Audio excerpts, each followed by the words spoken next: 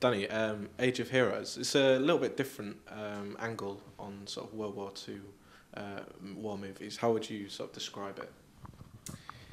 I would describe it as an old school English war film, just about tactics, no, love story involved, nothing American or Hollywood about it at all, And obviously being based around someone like Ian Fleming, fascinating character, went on to write the James Bond books, Some of it's based on fact, and the fact that he did put this elite group of soldiers together, and commando unit and smash and grab unit, 8 men sent behind enemy lines to retrieve this information, this German technology. I love the idea of that.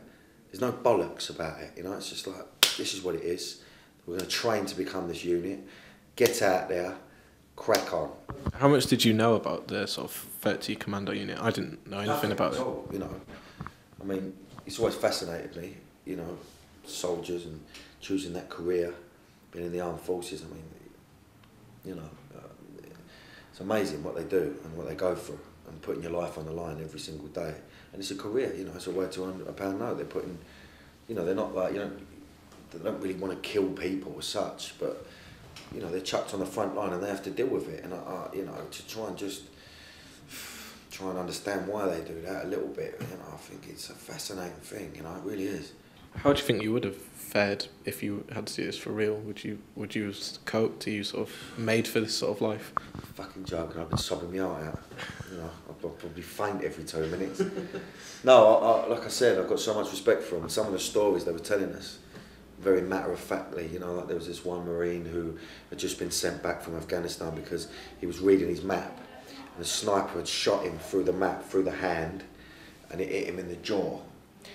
And he's just telling me this story like it was, over like a cup of tea, and he just couldn't wait to get back on the front line, and there was a possibility that he would never be able to fight again. So he was just really devastated by the fact that he wanted to get back out there. You're working with Sean again. How was that? It must be great to sort of team up with him again. Yeah, he's an old school veteran. Been around for so long. Worked with anyone, everyone you can think of, really. And I worked with him 4 years ago on Outlaw, and I hadn't seen him since, and it was quite mad to be around him again.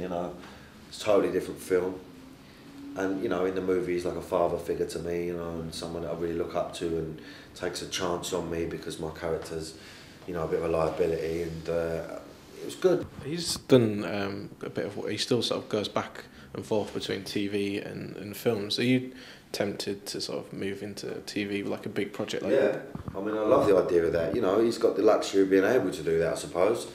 He's also, he's got a big following in America and stuff. He's managed to do that. I haven't done that, so never say never, but, it would be great to be able to flick between the two. I think this Game of Thrones that he's part of at the moment, that's quality. It's sort of stuff you want to be part of,